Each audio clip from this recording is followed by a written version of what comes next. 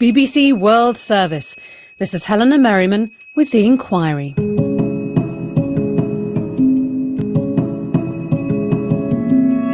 This week, why is South Africa still so unequal? It's early morning in Alexandra, a township north of Johannesburg. People are emerging from their homes, assessing the damage from the previous night's attacks on shops run by foreigners. Smashed windows, glass and metal strewn across the street. The stench of burning tyres. Suddenly, a flash of metal. A man with a wrench runs towards another in a red shirt and starts to beat him. Another joins in, stabbing him with a knife. People watch, hands to their mouths. The attackers soon flee and the injured man is driven to a clinic. A few hours later, he's dead. The phone in his pocket reveals that he was from Mozambique. One more foreigner killed in the latest spate of xenophobic violence. Thousands of immigrants have now fled since the attacks began, with foreigners accused of taking local jobs. But it's not just unemployment that's behind this. It's about something more fundamental: inequality. 21 years after the end of apartheid, South Africa is now one of the most unequal countries on the planet.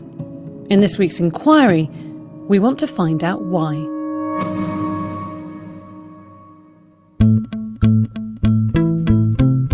Part 1. The Numbers.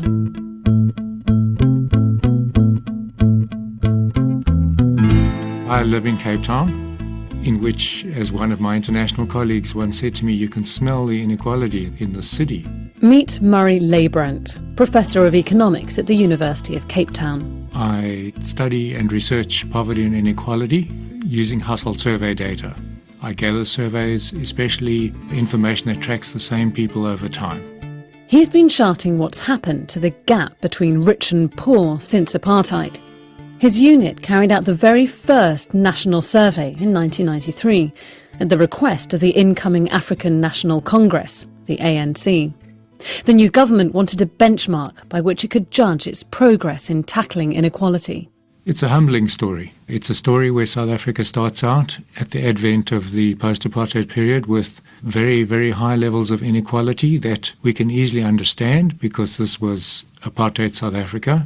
And then we have a government that is directed to addressing that inequality, especially its racial dimensions. We pledge ourselves to liberate all our people from the continuing bondage of poverty, deprivation, suffering, gender, and other discrimination. And we've seen some changes in the racial composition, but we still have incredibly high levels of inequality.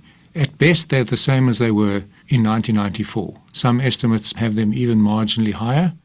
Professor Leybrandt's research shows that while poverty's been reduced, thanks in part to social grants for the poorest, inequality has remained the same, or slightly increased. But it's not inequality between racial groups that's increased. It's inequality within them. If you treat apartheid society as a society where the norms stack the dice in favour of whites, and then you take away that legislated norm, then what would you expect? Well, you'd expect that without preferential treatment, some white South Africans would get poorer, increasing inequality amongst them. And at the same time, you'd expect some black South Africans to get richer, increasing inequality within that racial group too. And that's exactly what happened. So the fact that inequality goes up within racial groups isn't in and of itself a bad thing. But it just seems that we've generated a society that itself generates inequality. And when you look at the data that you've gathered, does the data give you any clues as to why this has happened? Yes, it does. It's always going to be the labour market that transforms a society at the end of the day. But then the labour market really underperforms in South Africa over the post-apartheid period, in the sense that job creation isn't very high. Even if we grow at 2 to 3%, it's largely not through creating a whole lot of jobs. And so the labour market is a very, very important centrepiece. To help explain just how important the labour market is, he contrasts South Africa with Brazil, a country that was even less equal than South Africa back in 1994, but that's now more equal. What did Brazil do differently? Brazil managed to create a large number of semi-skilled and unskilled jobs that were in the same zone as the young people who were coming out of school. So they included a whole lot of pieces of society that had previously not been included. That's the key thing in South Africa. You need that process of inclusivity that somehow Brazil got right. That's the missing link. Brazil created jobs that matched the skills and education of its poorest, while South Africa focused on finance and real estate. It's about the mismatch and the structure of our growth in South Africa. The services sector has grown. It's a skill-intensive, not particularly employment-intensive sector. South Africa's burgeoning services sector demanded only a small number of highly skilled jobs, leaving millions of South Africans with few job prospects. For Professor Leybrandt, this is the key as to why South Africa is still so unequal today. You might then ask why things didn't change as the next generation became better educated. Time to introduce our next expert witness. Part 2. Unequal education. I come from a township in the Eastern Cape called Dimbaza. I remember being crammed into a classroom. Do you remember how many children were in your class? We were about 100 students in our class. In one classroom? In one room. So yes. One teacher had to teach 100 children? Yes. This is Yoliswa Dwane, someone who was so disillusioned with South Africa's education system that she's dedicated her career to changing it. 7 years ago, she co-founded the social movement Equal Education. There are still some schools that are overcrowded with students. Learners have to fight over furniture or access to a desk, and they don't concentrate, especially where kids had to use bricks as a form of a chair. Large class sizes are just the start in a long list of problems. Textbooks often don't turn up in time, or even at all. Some children have to walk very long distances to get to school. Teachers are often absent. There are health concerns too. We have about 400 schools that are made up of mud. Lack of electricity in about 3,000 schools. Lack of connectivity or lack of water in about 2,000 schools, and also the issue of inappropriate structures, that is, schools that are falling apart. Those conditions, they pose a danger to the lives of children. A young learner from Limpopo, for example, died because he had fallen into a pit latrine. You might be surprised then to hear that South Africa spends a bigger share of its GDP on education than any other country in Africa. That money has got more children into schools, but the quality of education is often poor. Yoliswa Dwane says that's because the education system is living in the shadows of apartheid. The apartheid system was geared towards making black people inferior, and education was one way of disempowering an entire black nation, not allowing black people to enter into certain areas of the economy, starting from Bantu education in 1953. The Bantu education system segregated black and white children. Its stated aim was to prevent black children from being educated in a way that would lead them to aspire to positions they couldn't then hold in society. In other words, they were deliberately undereducated. That system has had two specific knock-on effects. First, on today's parents, who, as children, were taught under Bantu education. The South African curriculum currently says that parents should be involved in their children's education. Kids are given exercises to work out at home, but parents are not themselves in a position to actually help their kids. So parents can't give their children the support they need, nor can many of South Africa's teachers. In South Africa, an average teacher is 40 years old, and the majority of those teachers were taught under Bantu education and in the teacher colleges. A regional study identified teachers who are not themselves able to do mathematics exercises for grade 6.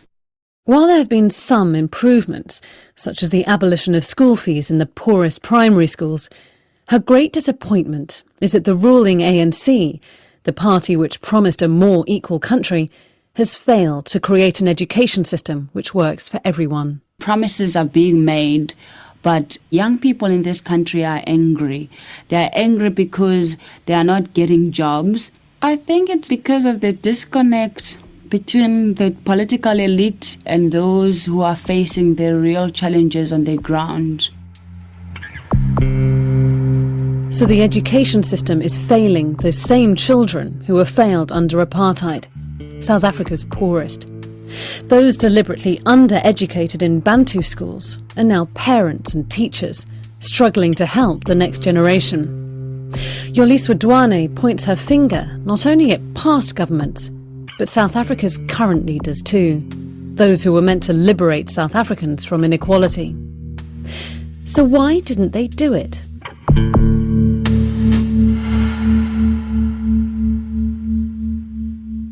Part 3. The Deal. It was a disillusionment. It was a disillusionment, I suppose, with the fact that so quickly after our democracy, we had adopted the tawdry standards of politics as usual.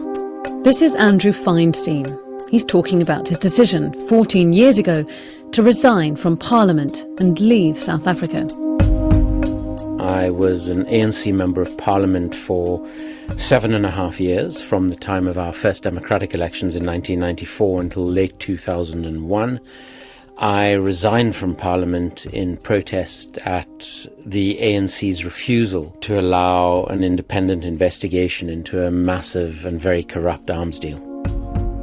Ask him why South Africa is still so unequal, and he'll take you back to 1994 and the post-apartheid deal that was hammered out between the ANC, the World Bank and the IMF. To understand that deal, he says, you have to understand how close big business was to the apartheid government, and then its successor. As the winds of change stirred in South Africa, so the business community continued to play the political game. The big corporations were very involved in the transition. I, for instance, worked as a facilitator in the constitutional negotiations, and the group of facilitators for whom I worked were funded by the 100 largest corporations in South Africa. As soon as the ANC leadership was released from jail, and this includes Nelson Mandela, they were hearing the same message from these people, that there was a way in which one prospered and survived in today's world. And what was that message? Well, the message was that you limited the role of government in the economy, that you restricted government spending, and that you allowed the private sector to flourish, because that is where jobs were going to be created, that is where wealth was going to be created. And which has worked for a lot of countries. Well, it has worked for a lot of countries, but the problem with those sort of formulae, and I say this as someone who's played an important role in economic and financial policy in South Africa after 94, and therefore is somewhat culpable in some of this as well, is that these sort of formulaic approaches to economic policy disregard the unique circumstances of particular countries. And South Africa was particularly unique at this time for a whole range of reasons. A fierce debate was had within the ANC. Technocrats argued that they should follow the economic model pushed by big business, the World Bank and the IMF. Others said the priority should be job creation through other means. There was really a struggle, as one writer has put it, a struggle for the soul of the ANC. And the reality is that the technocrats won that debate. In return for large loans, crucial for the new government, the ANC agreed to keep spending and taxes low and not to protect its own industry. This was absolutely devastating. The clothing and textile sector in South Africa employed well over 300,000 people in 1994. A few years after that, because of the flood of cheap imports from various parts of the world, there were maybe 50,000 people still employed. He accepts that there was a logic for this approach at the time, namely gaining access to international markets, but it soon became clear that only some South Africans would benefit.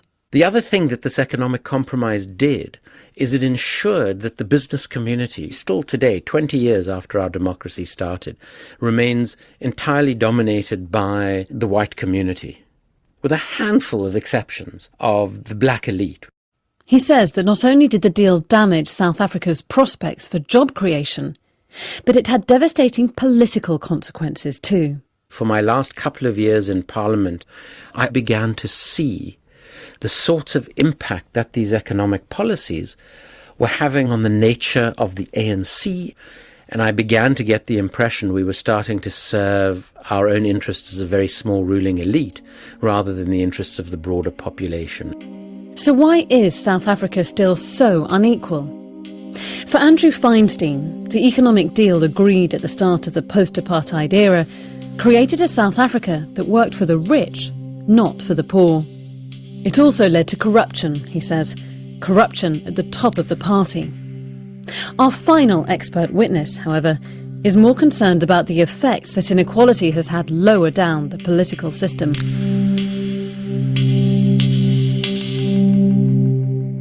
Part 4. Politics and Patronage.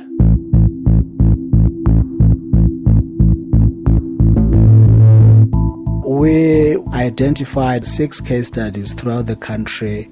It's rural, urban, informal settlements, coastal towns. For over a period of a year, we went in, did interviews with a whole range of actors, local people, associations, women associations, political parties, elected officials. This is Mcebisi Ndletiana, head of political economy at a South African think tank called Mistra.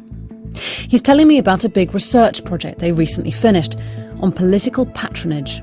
We identify patronage politics as something that has a corrosive effect because people get into politics for material benefits, and individuals that are ill-prepared for positions are nominated purely because they provide benefits in return.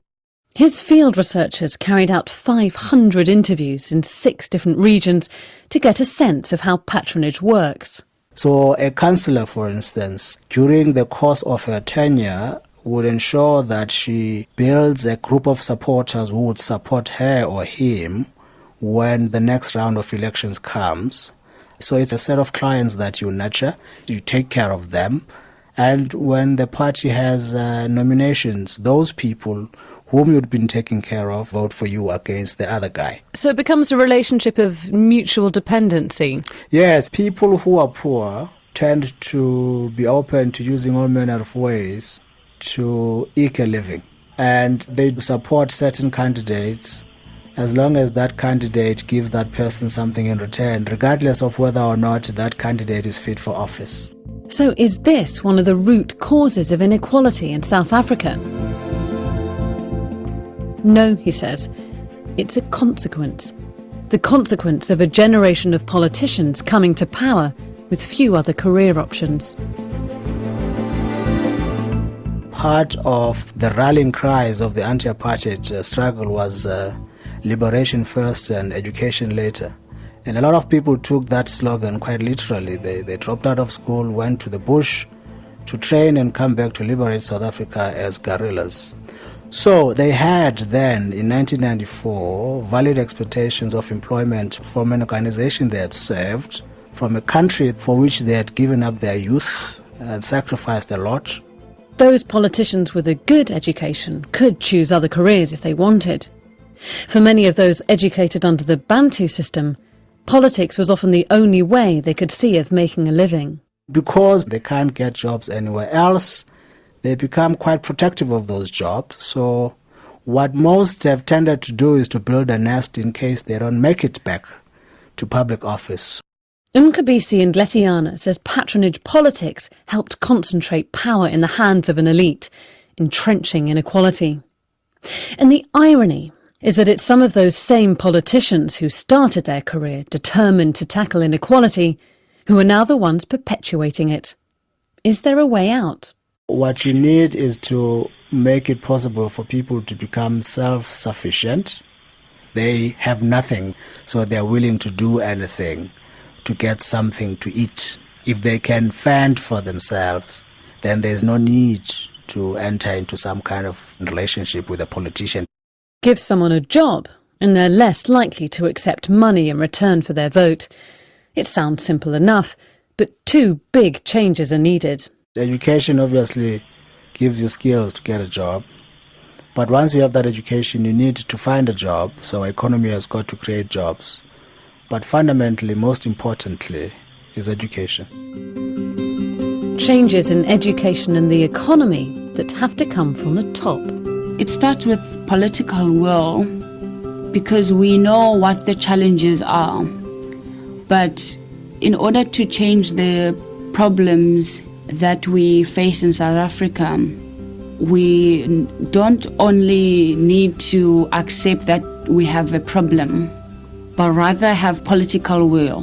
The big question then, does that political will exist? Unless a meaningful opposition to the ANC develops, I can't see those changes taking place. It's going to take something of a political earthquake for that to happen.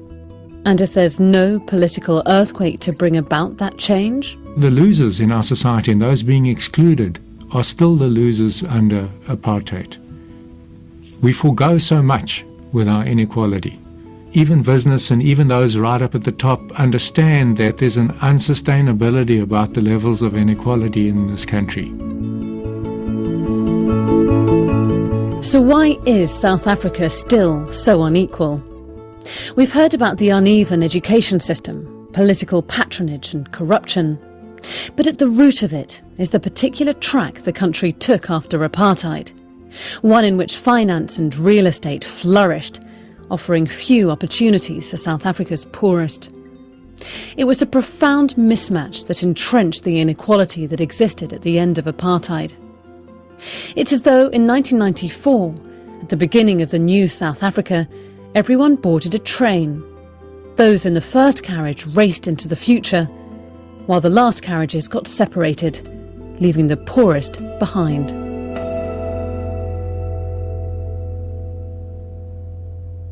This inquiry was presented by Helena Merriman and produced in London by Simon Mabin. Thanks to Abduwali Ali Addo, Alexis Nkunda and Climate Chekenyere for getting in touch on the World Service Facebook page to suggest this week's subject. And if you want to do the same, you can demand an inquiry on Facebook too, or get in touch on Twitter. We're at BBC The Inquiry.